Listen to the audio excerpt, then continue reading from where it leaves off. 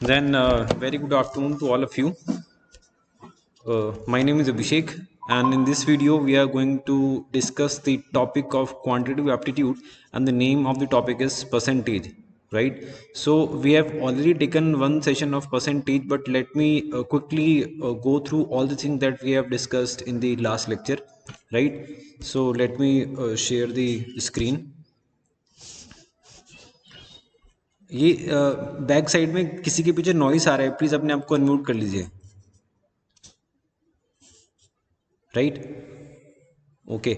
सो हम लोगों ने लास्ट टाइम जो डिस्कस किया था, हम लोगों ने सबसे पहले करियर स्किल्स का सिलेबस डिस्कस किया.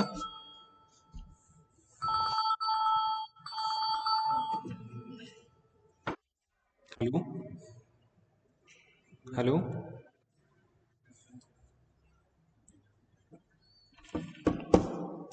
ओके. सो हम लोगों ने first of all career skills का सिलेबस डिस्कस किया. उसके बाद हम लोगों ने जो करियर स्किल्स का फर्स्ट टॉपिक है, दैट मीन्स परसेंटेज, वो स्टार्ट किया था. ओके. तो एक बार फटाफट से देख लेते हैं जो हम लोगों ने लास्ट टाइम डिस्कस किया था वो क्या था, और जो न्यू स्टूडेंट्स हैं वो भी फटाफट देख लेना, है ना. सो स्क्रीन मेरी शेयर है ही. सो हम सबसे पहले, एक मिनट कॉल आ रहा है, एक मिनट. हेलो. हाँ जी मैम. मैम अभी ले रहा हूँ मैम, मैं तो क्लास चल रही है मेरी.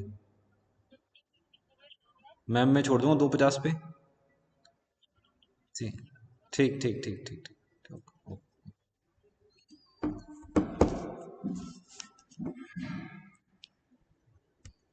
हाँ जी everyone. Am I audible? Hello. Okay. Okay, so we were discussing the thing that we have discussed in the last lecture. So first of all, we had discussed the syllabus. So let me tell you what was the syllabus that we have discussed in the last lecture.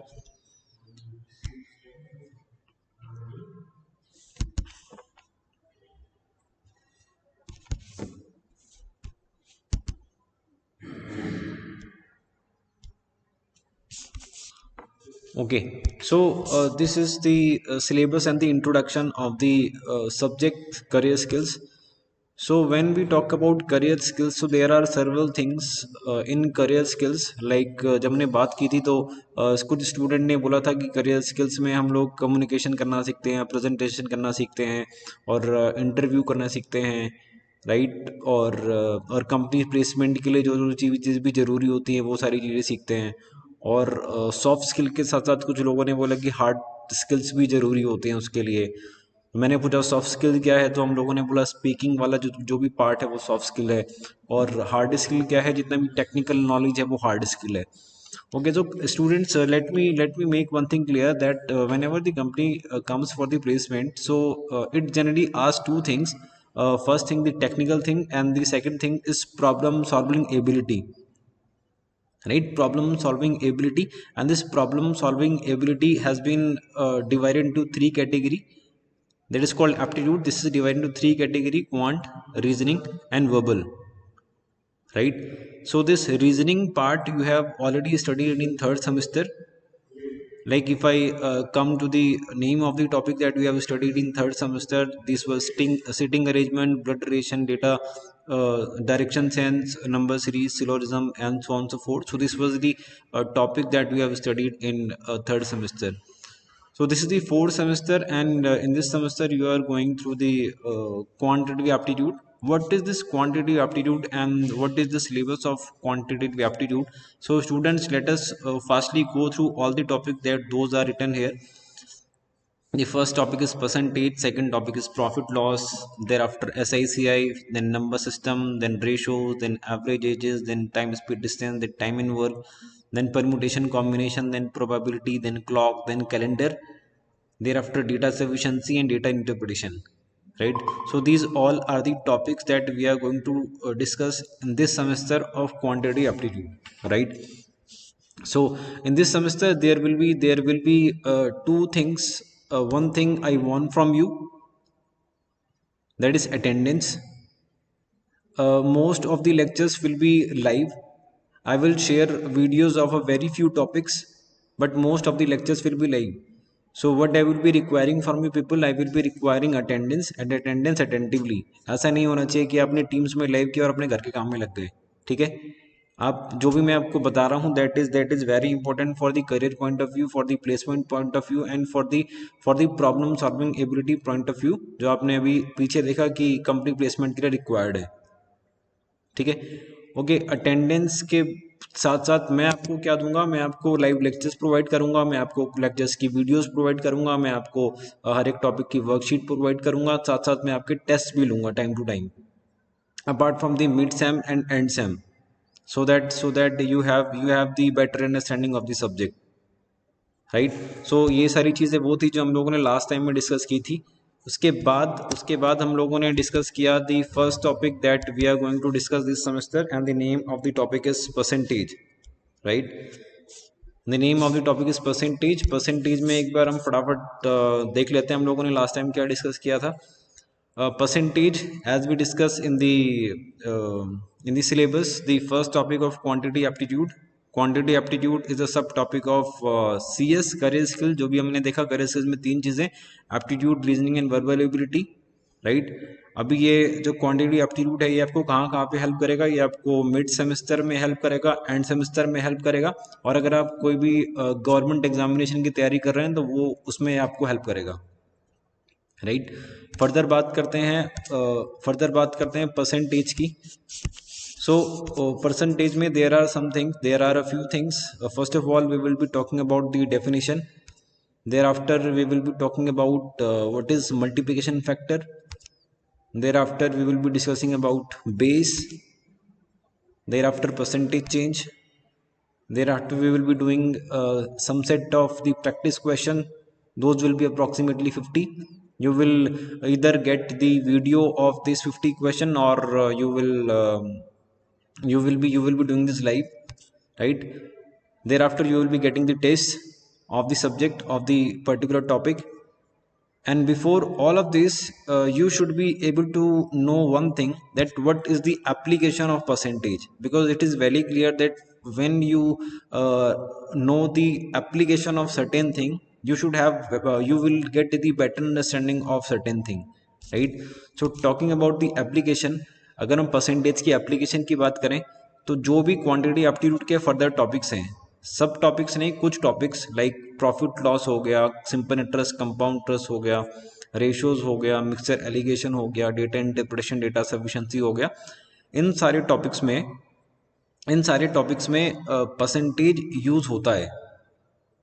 That means percentage का application ज़्यादा है। अगर आप percentage को अच्छे से नहीं समझ पाए हैं तो कहीं ना कहीं आप इन सारे टॉपिक्स में फंसने वाले हैं, अटकने वाले हैं, राइट। सो आपको समझ में आ गया होगा why quantity aptitude and why percentage as the first topic. So talking about the definition of percentage, percentage का नोटिफिकेशन क्या होता है। परसेंटेज का नोटिफिकेशन ये होता है, जैसे आप लोगों ने यहाँ पर देख रहे हो, परसेंटेज को नोटिफिकेशन इस तरह से कर सकते हैं, और परसेंटेज इंग्लिश में कैसे लिखते हैं आपको पता ही है। परसेंटेज के अगर बात करूं what is the meaning, so percentage दो वर्ड से मिलकर बना हुआ है, per and cent, and it means percentage. The meaning of per is out of, and the meaning of cent is 100। That means percentage का मतलब क्या हुआ, any value out of 100 is the percentage value,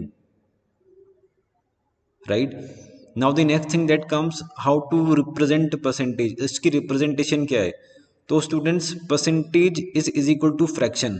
percentage value हमेशा एक fraction value के बराबर होती है, या फिर आप कह सकते हो कि परसेंटेज वैल्यू को आप फ्रैक्शन वैल्यू में कन्वर्ट कर सकते हो, या फिर मैं अदर साइड की बात करूं तो आप एक फ्रैक्शन वैल्यू को भी परसेंटेज वैल्यू में कन्वर्ट कर सकते हो।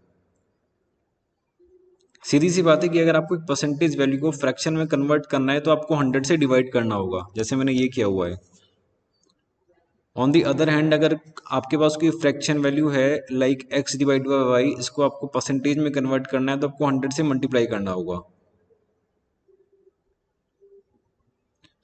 For example left hand side में देखो, आपको दिख रहा होगा 25% को अगर मुझे फ्रैक्शन वैल्यू में कन्वर्ट करना है तो 25 को 100 से डिवाइड कर दीजिए, 1/4 आ जाएगा।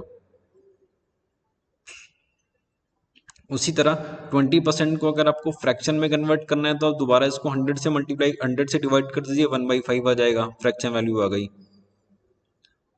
उसी तरह कुछ वैल्यूज़ हैं लाइक 33.33%, अगर आप इसको 100 से डिवाइड करो तो 1/3 आ जाएगा। अगर आप 16.66 को 100 से डिवाइड करोगे तो 1/6 आ जाएगा, राइट। सो ये तो हुआ परसेंटेज से फ्रैक्शन में कन्वर्ट करने के लिए। अगर बात करें कि फ्रैक्शन से परसेंटेज में कैसे कन्वर्ट करना है तो सिंपल आपको 100 से मल्टीप्लाई करना है।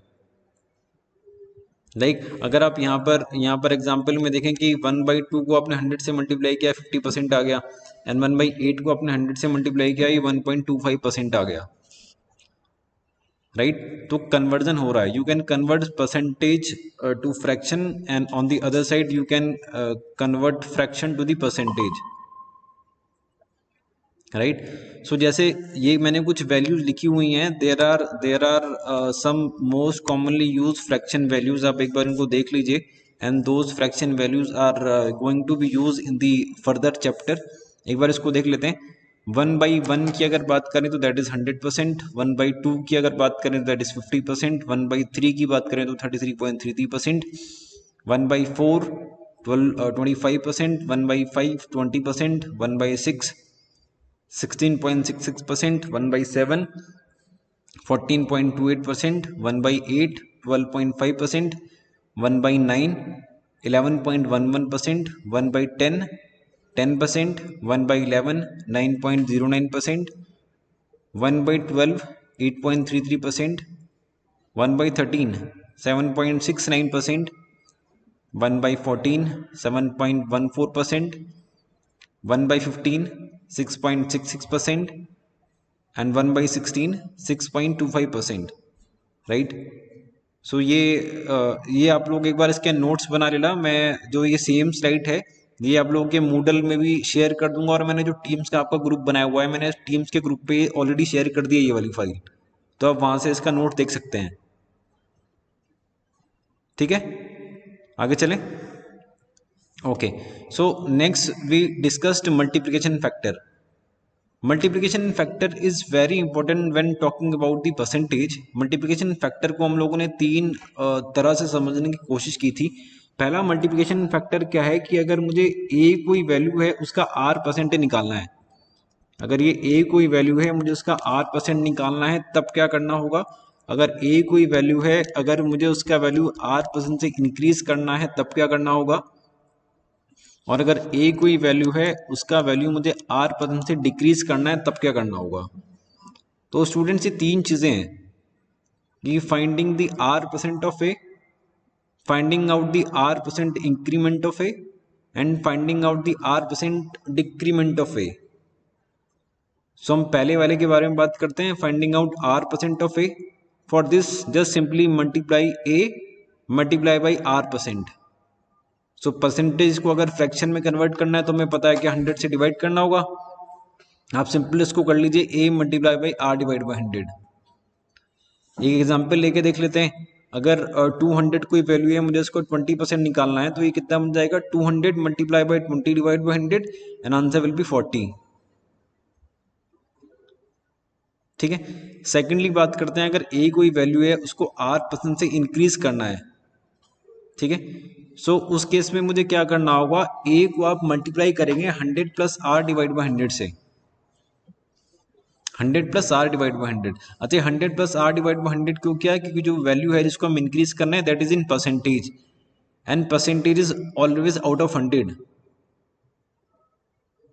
तो अगर आपको आर परसेंट से इंक्रीज करना है तो 100 प्लस आर डिवाइड बाई 100।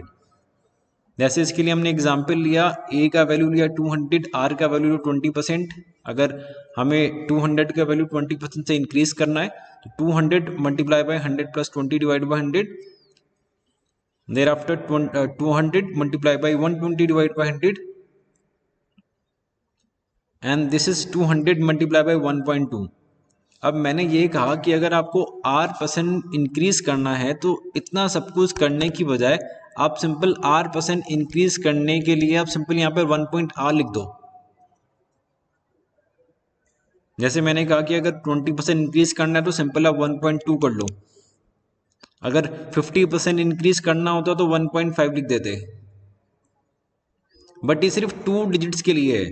अगर आपको 1 डिजिट इंक्रीमेंट करना है, फॉर एग्जांपल अगर आपको कोई वैल्यू 5% इंक्रीज करनी है, so that will be 1.05, multiplication factor will be 1.05। और अगर आपको 50% इंक्रीज करनी है तो 1.5। ये समझ में आ रहा है आप लोगों को?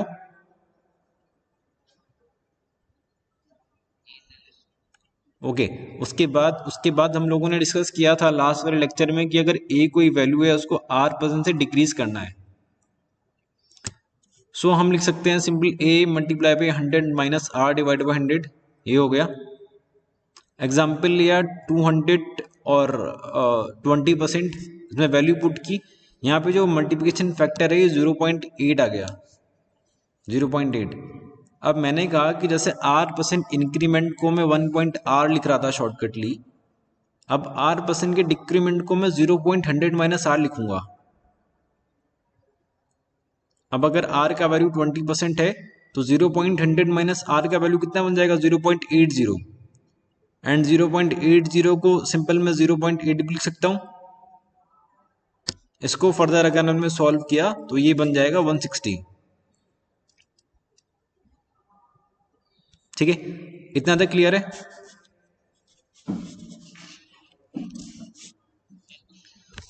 हाँ जी, ओके ओके ओके। उसके बाद हम लोग आगे चलते हैं मल्टीप्लिकेशन फैक्टर में। Next thing, let us go through a small exercise so that we can have a better understanding.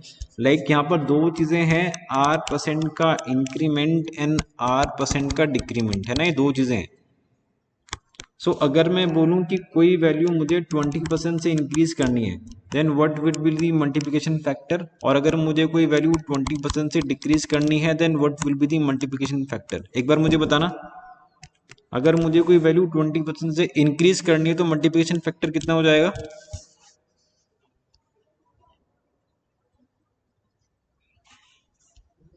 One point R, that means 1.2 बन जाएगा, है ना। सिंपल 1.2 से मल्टीप्लाई कर दो। और अगर मुझे R% डिक्रीज करनी है तो यहाँ कितना बन जाएगा?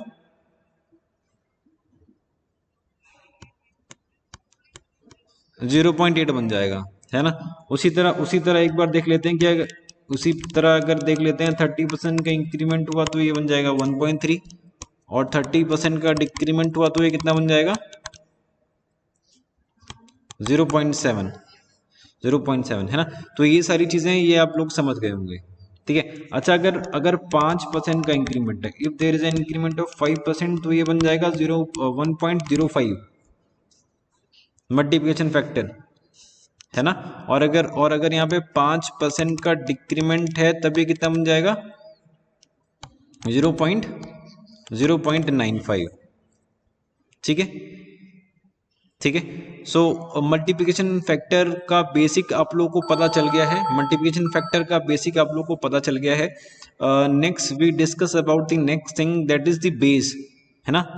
हम लोग अब बेस के बारे में बात करते हैं। जब भी हमने कंटेंट देखा था तो पहली चीज डेफिनेशन थी, उसके बाद मल्टीप्लिकेशन फैक्टर था, और उसके बाद बेस था। अब ये बेस क्या चीज़ है, देखो बेस की अंडरस्टैंडिंग बहुत जरूरी है। पहली चीज, अगर कोई भी नंबर फ्रैक्शन की फॉर्म में है, x डिवाइड बाई वाई, तो base is the thing that is in the denominator. यहां पर बेस क्या है, यहां पर बेस होगा y, ठीक है। या फिर हम बेस को ये बोल सकते हैं कि the thing we are comparing with, जिससे हम कंपेयर कर रहे होते हैं, जिस नंबर से हम कंपेयर कर रहे होते हैं, that number is the base. ये समझ में आ गई? अच्छा, अभी परसेंटेज में इसका यूज क्या है कि फॉर एग्जांपल अगर मैं बोलूं कि x is how much percent of y, ठीक है, x is how much percent of y। या फिर अगर मैं आपको बोलूं कि x is how much percent more then y, या फिर अगर मैं तीसरी चीज आपसे पूछूं कि y is how much percent less then x, ठीक है। मैंने ये कुछ चीजें लिखी यहाँ पे कि अगर मैंने पहली चीज लिखी है कि x is how much percent of y, नहीं नहीं नहीं, सेकंड एंड थर्ड सेम नहीं है। Let me discuss. पहली चीज मैंने लिखी है कि x is how much percent of y। तो पहली चीज जिससे हम कंपेयर कर रहे हैं that thing will always come in denominator. ये पूछ रहा है x is how much percent of y, तो यहाँ पे कंपेयर किससे कर रहे हैं, कंपेयर y से कर रहे हैं। तो ये सिंपल बन जाएगा x divide by y multiply by 100। अगर ये पूछा है कि x y का कितना परसेंट है, ये वही चीज़ है कि जो आप एग्जामिनेशन में अपने मार्क्स का परसेंटेज निकालते थे कि फॉर एग्जांपल आपके मैक्सिमम मार्क्स जो हैं किसी सब्जेक्ट में, मैक्सिमम मार्क्स जो हैं टोटल सेमेस्टर में वो 500 मार्क्स हैं। एंड 500 मार्क्स में मार्क्स ऑप्टेन्ड मार्क्स में आपको मिले सपोज 300 या फिर लेट अस से 400 मार्क्स मिले। ठीक है, तो आपको कितने परसेंट मार्क्स मिले, इसको कैसे निकालते हैं, 400 डिवाइड बाई 500 मल्टीप्लाई बाई 100। मतलब इसको ऐसे निकालते हैं कि 400 is how much percent of 500, इसका मतलब 400 डिवाइड बाई 500 मल्टीप्लाई बाई 100। आप इसको अगर फर्दर सॉल्व करेंगे तो ये कितना बन जाएगा, 80%।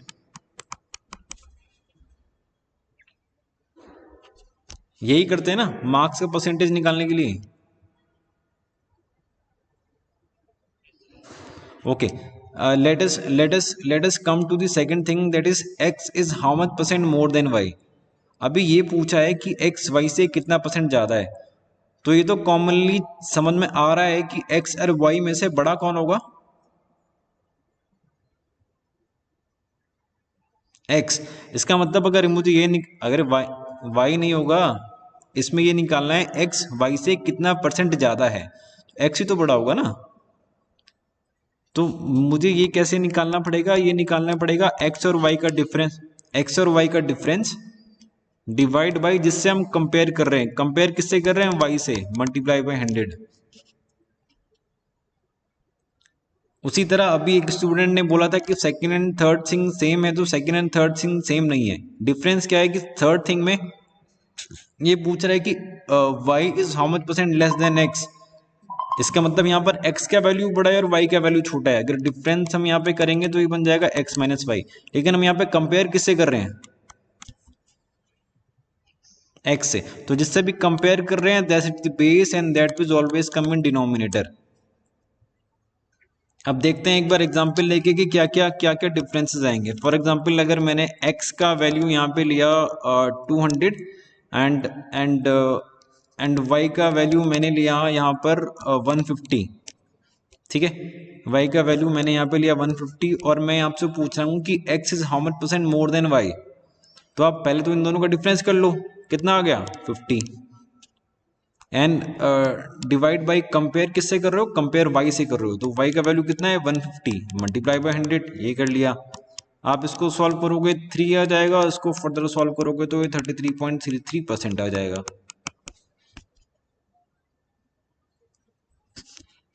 ये क्लियर है। अगर सेम एग्जाम्पल में यहाँ पर भी ले लूँ कि x का वैल्यू मैं 200 ले लूँ और y का वैल्यू मैं 150 ले लूँ, ठीक है, मैं आपसे वही चीज पूछता हूँ कि y is how much percent less then x। तो आप इन दोनों का डिफरेंस कर लो, डिफरेंस कितना है 50 और कंपेयर किससे कर रहे हो, x का वैल्यू कितना है 200। आप सिंपल वैल्यू पुट करो, ये बन जाएगा 50 4 जा 200 एंड इसको फर्दर सॉल्व करोगे तो ये बन जाएगा 25%।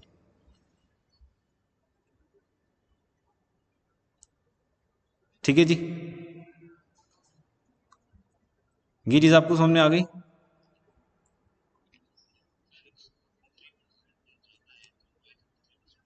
नहीं ये नहीं होगा ना, क्योंकि जब भी अगर बात परसेंटेज में आ जाती है, देखो सुनो, दो चीजें। अगर आप पॉइंट की बात कर रहे हो, अगर आप बोल रहे हो कि अगर x y से 20 नंबर ज्यादा है तो y x से कितना नंबर कम होगा, तो वो 20 नंबर कम होगा, वो चीज सही है। लेकिन अगर कभी भी परसेंटेज ऐड हो गया, परसेंटेज यूज हो गया, तो उन चीजों का मतलब बदल जाएगा।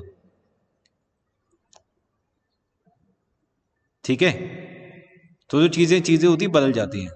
ठीक है, now let us take a few example here. बहुत ही बेसिक से एग्जांपल के बारे में बात करते हैं कि अगर मैं आपसे पूछूं कि is how much percent more then 4? 5 is how much percent more then 4? क्या आंसर दोगे?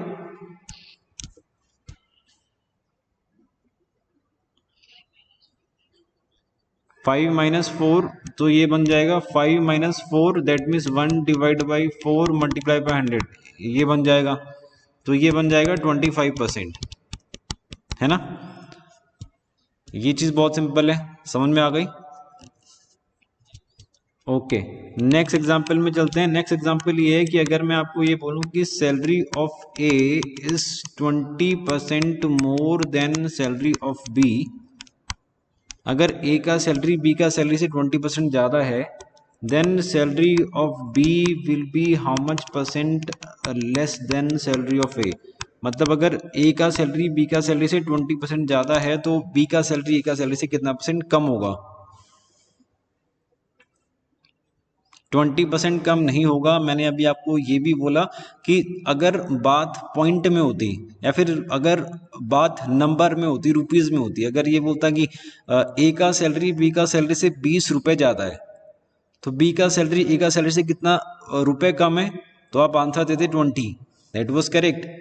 लेकिन अभी बात परसेंटेज में हो रही है, percentage always out of 100, percentage is always out of 100, so you will not give the answer 20। देखो करेंगे कैसे, सवाल समझ में आ गया पहले आप लोगों को?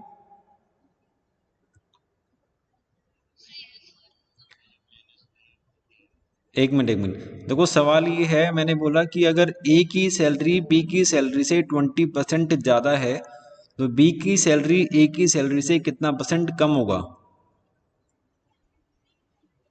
ठीक, अब मैंने कहा कि अगर वो रुपीज़ में बात कर रहा होता कि ए का सैलरी बी का सैलरी से 20 रुपये ज़्यादा है तो बी का सैलरी ए का सैलरी से कितना परसेंट, कितना रुपीज़ कम होगा, तो answer was 20, that was correct. But जैसे यहाँ पे परसेंटेज ऐड हो गया तो मीनिंग चेंज हो गया सवाल का। अब अगर ये चीज़ परसेंटेज में पूछी जा रही है तो आंसर कैसे दोगे? देखो सिंपल है, अगर आप बी का सैलरी, अगर आप बी का सैलरी ए मान लो, लेट बी का सैलरी 100 है, ठीक है, तो ए का सैलरी कितना बन जाएगा? 20% ज़्यादा, इसका मतलब कितना?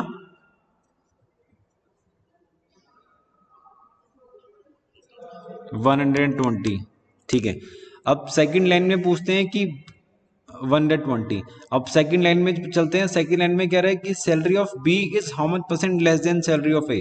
अब तो वही चीज बन गई ना, salary of B is how much percent less than salary of A, मतलब यहाँ पे कंपेयर तो ए की सैलरी से कर रहे हो, ठीक, और ये पूछ रहे हो salary of B is how much percent less than salary of ए।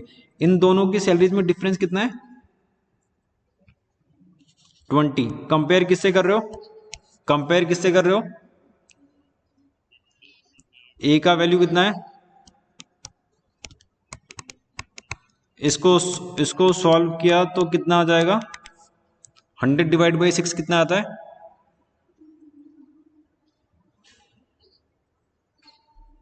ये 16.66 आता है। कि जो भी स्टूडेंट्स लेक्चर को अटेंटिवली सुन रहे हैं, एक बार मैं पीछे जाता हूँ, है ना, थोड़ा सा पीछे जाता हूँ। मैंने अभी यहाँ पे आपको डिस्कस किया था कि जो शॉर्टकट वैल्यूज हैं 1/6 की शॉर्टकट वैल्यूज कितनी है?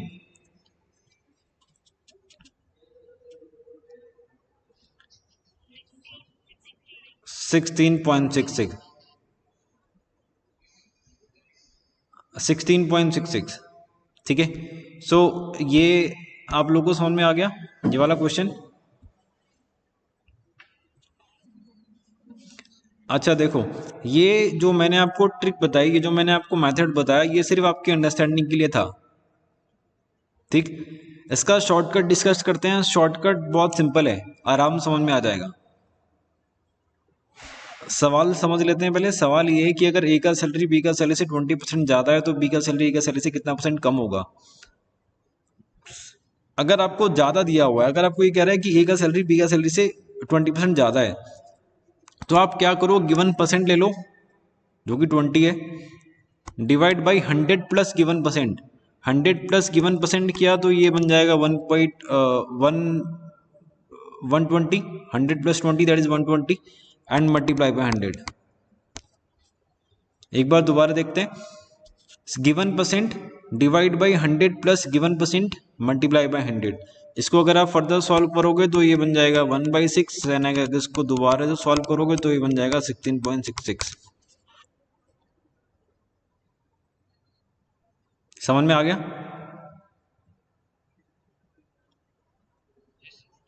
ओके, नेक्स्ट थिंग हम बात करते हैं कि अगर मैं आपको ये बोलूं कि salary of A is 20% less than salary of B, कि अगर ए का सैलरी बी का सैलरी से 20% कम है तो बी का सैलरी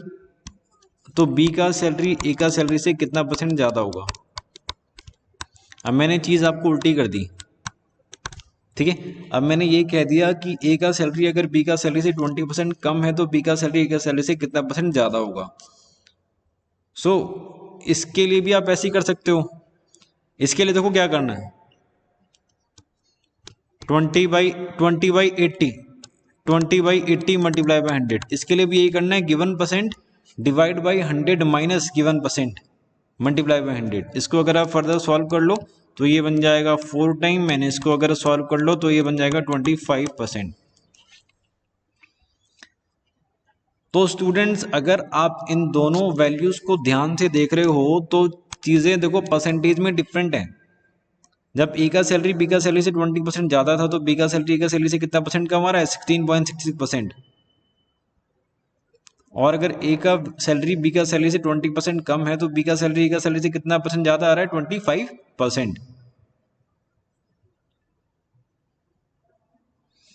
ये चीज़ क्लियर है आप लोगों को? Okay, now let me add one thing in this topic for you people कि अगर मैं आपको ये बोलूं कि salary of A is 16.66% more than salary of B, कि अगर ए का सैलरी बी का सैलरी से 16.66% ज़्यादा है तो बी का सैलरी ए का सैलरी से कितना परसेंट कम होगा। ठीक है, अब ये सवाल आ गया। तो जो रूल आपने अभी ऊपर सीखा उस रूल के अकॉर्डिंग तो क्या होना चाहिए, उस रूल के अकॉर्डिंग ये होना चाहिए कि 16.66 जो कि गिवन परसेंट है डिवाइड बाई 100 प्लस 16.66, इसका मतलब 116.66 मल्टीप्लाई बाई 100 ये हो जाना चाहिए, ये हो जाना चाहिए ना। लेकिन इसको सॉल्व कैसे करोगे, इसको सॉल्व कैसे करोगे?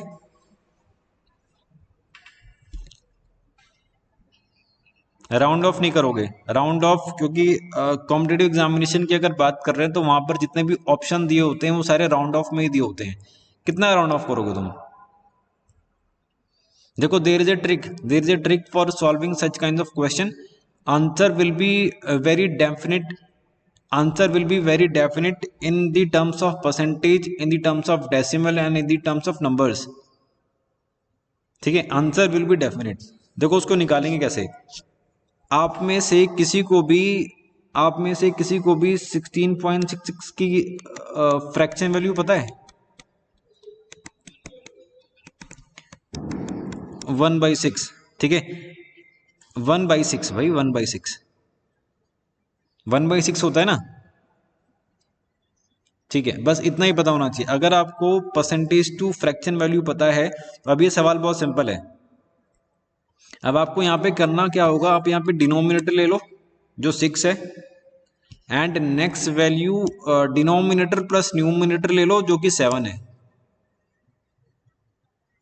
ठीक है, दो चीजें बोली मैंने, एक चीज तो आपने डिनोमिनेटर ले ली जो कि 6 है, और दूसरी चीज आपने डिनोमिनेटर प्लस न्यूमिनेटर ले लिया दैट इज 7। अब आप यहाँ पे सिर्फ ये फाइंड कर लो कि 6 is how much percent less then 7। तो आप इन दोनों का डिफरेंस करो, इन दोनों का डिफरेंस कितना है, 1। कंपेयर किससे कर रहे हो, 7 से, एंड मल्टीप्लाई बाई 100, 1/7 का शॉर्टकट वैल्यू कितना होता है, 14.28%। So answer will be very definite 14.28%। अच्छा, let me take one more question so that you will have the better clarity, है ना। अगर डिनोमिनेटर का कुछ नहीं करना, किया ना। देखो आपने आपने पहले डिनोमिनेटर लिया 6 एंड डिनोमिनेटर प्लस न्यूमिनेटर लिया, ये 7 हो गया। अब आपको सिर्फ ये हाँ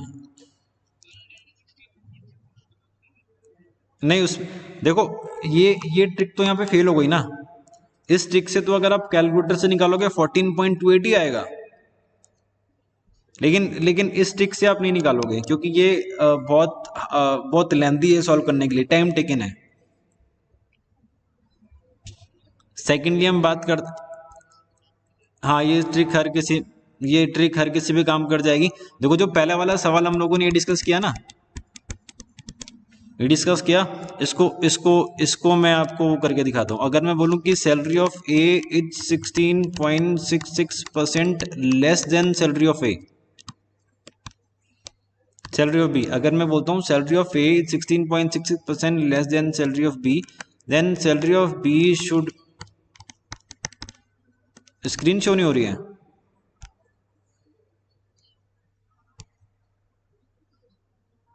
एक मिनट रुको, एक मिनट जस्ट होल्ड।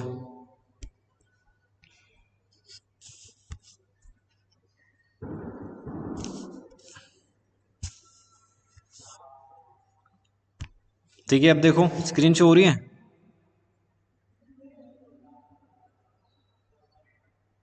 बाकी लोगों को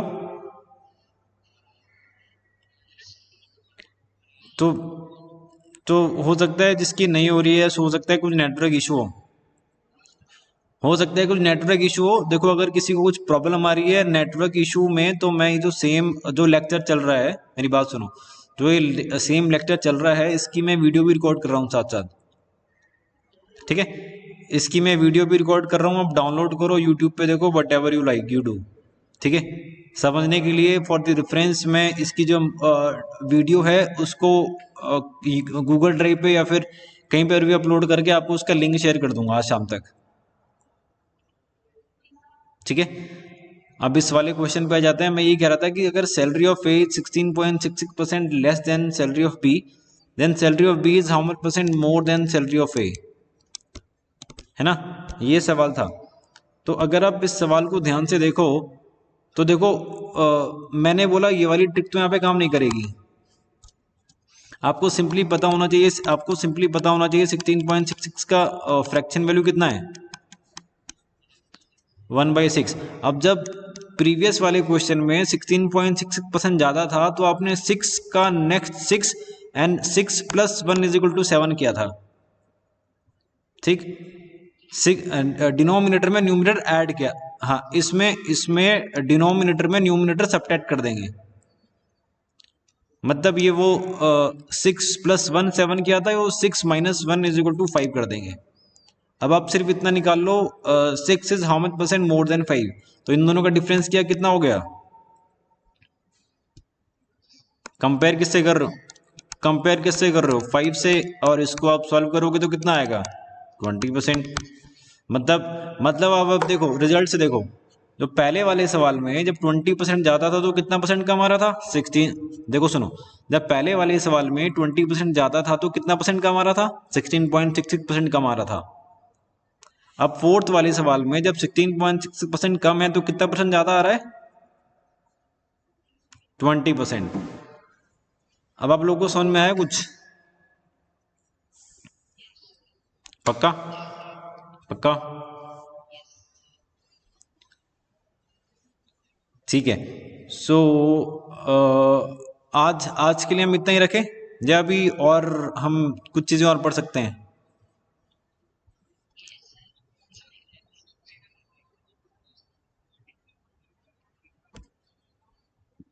ये वाला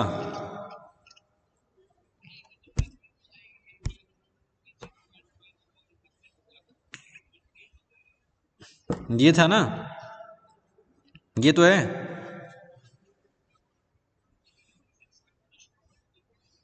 तो वो शॉर्टकट मैंने ये बोला था ना कि अगर R% का इंक्रीमेंट है तो ये बन जाएगा 1 पॉइंट आर, और अगर r% का डिक्रीमेंट है तो ये बन जाएगा 0.100 माइनस आर।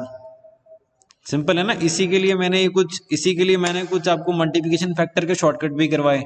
जब मैंने बोला r% का इंक्रीमेंट तो मल्टीप्लिकेशन फैक्टर कितना हो जाएगा, अगर देखो 20% का इंक्रीमेंट तो बन जाएगा 1.2, और 30% का इंक्रीमेंट है तो बन जाएगा 1.3, अगर 5% का इंक्रीमेंट है तो ये बन जाएगा 0.05। ठीक है, उसी हाँ 1.05, sorry 1.05। As same as decrease के लिए भी अगर r% का डिक्रीमेंट है तो मल्टीप्लिकेशन फैक्टर कितना बन जाएगा वो मैंने पीछे लिखा हुआ है, 100 माइनस r डिवाइड बाई 100।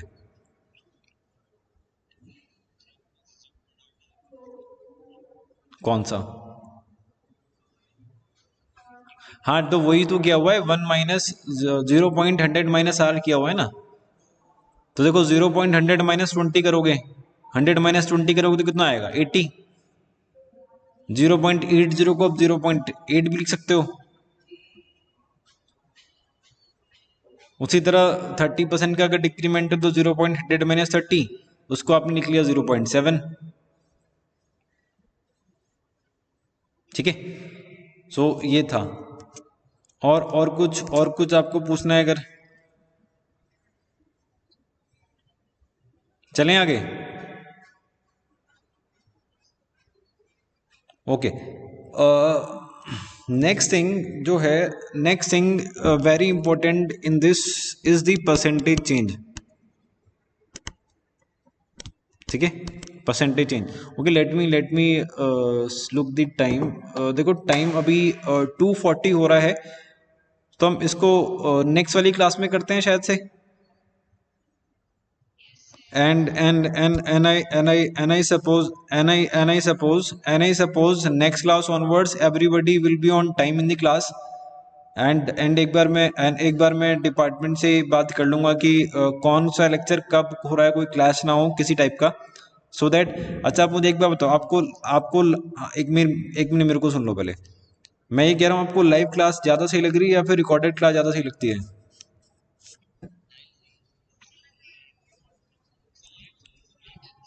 अच्छा ठीक है। अच्छा ठीक है, मेरी बात सुनो। लाइव तो आपको मिल ही रही है, साथ साथ जो लाइव चल रहा है इसकी रिकॉर्डिंग भी मैं आपको दे रहा हूँ। ठीक है, ठीक है। और आप बताओ अब क्या कह रहे थे?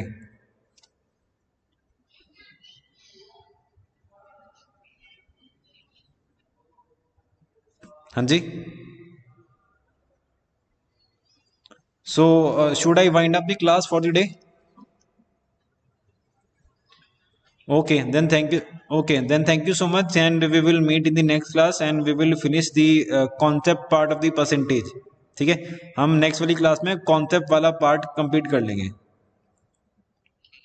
ठीक है, अटेंडेंस ले लेता हूँ आपकी। ये हो गया अटेंडेंस, डाउनलोड अटेंडेंस लिस्ट। ठीक है, मैंने डाउनलोड अटेंडेंस लिस्ट कर लिया। ठीक है जी, तो फिर thank you so much for being a part of the class, and okay, thank you, okay, thank you, okay.